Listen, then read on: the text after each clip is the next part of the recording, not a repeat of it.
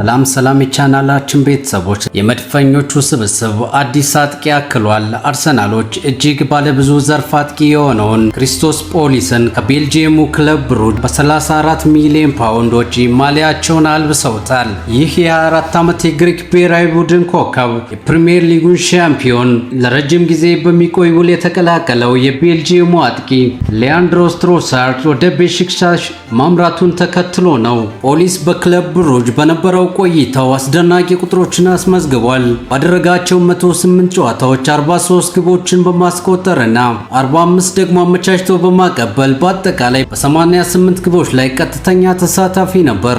የአርሰናል ስፖርቲንግ ዳይሬክተር አንድሪ ቤርታ ስለ አዲሱ ፈራሚ ሲናገሩ ክሪስቶስ በተፈጥሮ ግራ ክንፍ ላይ የሚጫወት ቢሆንም በአጥቂ መስመር ላይ በየትኛውም ቦታ የመጫወት ብቃት አለው። በሁለቱም እግሮቹ ግብ የማስቆጠር ከፍተኛ ችሎታ ያለው፣ በጠባብ ቦታዎች ላይ በጥሩ ሁኔታ የሚንቀሳቀስና ድንቅ ቴክኒካል ብቃት ያለው ተጫዋች ነው። ባለፉት 3 የውድድር ዘመናት ያስመዘገበው ቁጥር አስደናቂ ነው።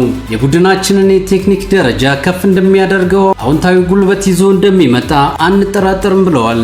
የእግር ኳስ ሕይወቱን በፒኦኬ የጀመረው ፖሊስ በፕሪሚየር ሊጉ አዲስ እንግዳ አይደለም።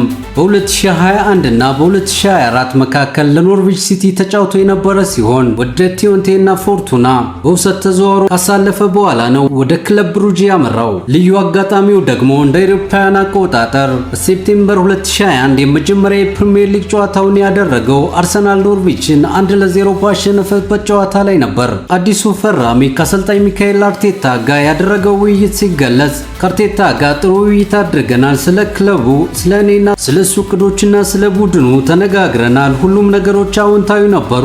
እኔ ቀጥተኛ ተጫዋች ነኝ። አላማዬም ግብ ማስቆጠር ወይም አሲስት ማድረግ ነው። ሁልጊዜም ጎል ለማስቆጠር ረሃብ አለብኝ። እንዲሁም ለቡድኑ በተለይም ለተከላካይ ክፍሉ ጥንካሬ እሰራለሁ ሲል ገልጿል።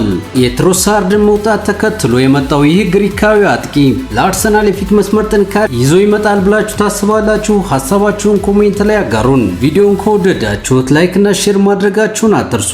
እንዲሁም ሰብስክራይብ በማድረግ ቤተሰብ ይሁኑ።